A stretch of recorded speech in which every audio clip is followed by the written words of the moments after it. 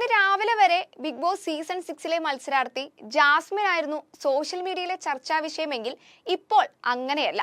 ഈ ചർച്ച നേരെ ഗബ്രിയിലേക്ക് വഴിമാറിയിരിക്കുകയാണ്.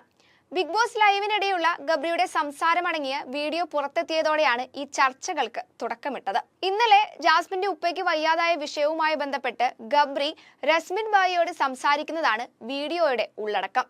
2 ആഴ്ച കഴിയുമ്പോൾ രണ്ടുപേരും തമ്മിൽ പ്രശ്നമുണ്ടാകുമെന്നും കണക്ഷൻ ബ്രേക്ക് ആവുമെന്ന് ജാസ്മിനോട് പറഞ്ഞിരുന്നുവെന്നും അതേപടി ഇപ്പോൾ സംഭവിച്ചിരിക്കുകയാണെന്നുമാണ് ഗബ്രി പറയുന്നത്. ഒപ്പം ജാസ്മിന്റെ ഇപ്പോഴത്തെ സമീപനം വിഷമമുണ്ടാക്കുന്നുണ്ടെന്നും പ്രേമമാണെന്ന് മറ്റുള്ളവർ തെറ്റിദ്ധരിച്ചതാണ് എല്ലാ പ്രശ്നത്തിനും കാരണമെന്നും ഗബ്രി പറയുന്നുണ്ട്. അടുത്ത ഡയലോഗാണ് അതിലും ഹൈലൈറ്റ്. രസ്മിനെ നീ കൂടി ഇല്ലായിരുന്നെങ്കിൽ ഞാൻ എന്ത് ചെയ്യുമായിരുന്നു എന്ന ഡയലോഗും കൂടി ആയപ്പോൾ സംഗതി വേറെ രീതിയിലാണ് ഭൂരിഭാഗവും എടുത്തിരിക്കുന്നത്.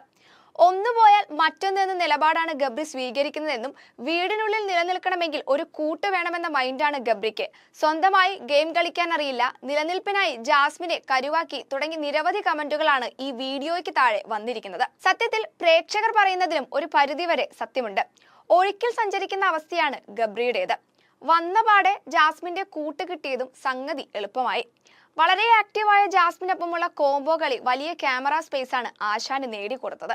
വീടിനുള്ളിൽ ഇങ്ങനെയൊരു മത്സരാർത്ഥി ഉണ്ടെന്ന് തന്നെ പ്രേക്ഷകർ അറിഞ്ഞത് ജാസ്മിൻ കാരണമാണ്. ഇരുവരുടെയും പ്രണയം പ്രേക്ഷകർ ലവ് സ്ട്രാറ്റജി എന്ന് തറപ്പിച്ചു പറഞ്ഞുവെങ്കിലും ഇവയെല്ലാം നിഷ്പ്രഭമാക്കുന്ന രീതിയിലായിരുന്നു രണ്ടുപേരും മുൻപോട്ട് പോയത്.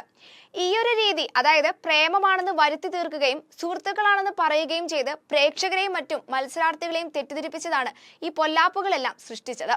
പ്രധാനമായും ജാസ്മിനെ ഇത്രയും ഹെയ്റ്റേഴ്സിന് ഉണ്ടാക്കി കൊടുത്തത് ഗബ്രി തന്നെയാണ്. ഗബ്രിക്ക് ഒരു പ്രശ്നം വരുമ്പോൾ ഗബ്രിക്ക് വേണ്ടി ഗബ്രിയേക്കാൾ ശബ്ദമുയർത്തുന്നത് ജാസ്മിനാണ്. തന്റെ നേരെ ആരോപണങ്ങൾ വരുമ്പോൾ ഗബ്രി മനഃപൂർവ്വം ജാസ്മിനെ അതിനിടയിലേക്ക് പിടിച്ചിരുന്നതായി കണ്ടിട്ടുണ്ട്.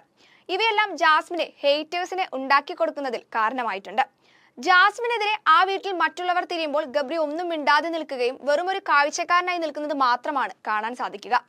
കഴിഞ്ഞ ദിവസം നടന്ന ഗെയിമിന് ശേഷമുള്ള ഫൈറ്റിലും ഗബ്രി വളരെ വിദഗ്ധമായി ജാസ്മിനെ അതിലേക്ക് വലിച്ചിഴച്ചിരുന്നു. ഗബ്രിയുടെ തുറുപ്പുചീട്ട് കയ്യിന്ന് പോയ അവസ്ഥയാണ് നിലവിലുള്ളത്.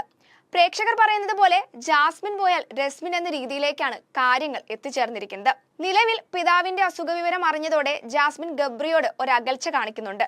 എപ്പോഴും പരസ്പരം ഏറ്റുമുട്ടുന്ന റോക്കിയോട് ജാസ്മിൻ സോറി പറഞ്ഞതും ഇനി ഒന്നിനുമില്ലെന്ന് പറയുന്നതിലുമെല്ലാം ട്രാക്ക് മാറ്റിപ്പിടിക്കുകയാണെന്ന് വ്യക്തം.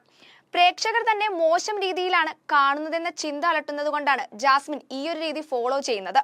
ജാസ്മിൻ ഒറ്റയ്ക്ക് എന്ന രീതിയിലേക്ക് ഗെയിം പ്ലാനിംഗ് എത്തിയാൽ ബിഗ് ബോസിൽ അതിശക്തയായ മത്സരാർത്ഥിയായി ജാസ്മിൻ മാറുമെന്ന് വളരെ വ്യക്തമാണ്.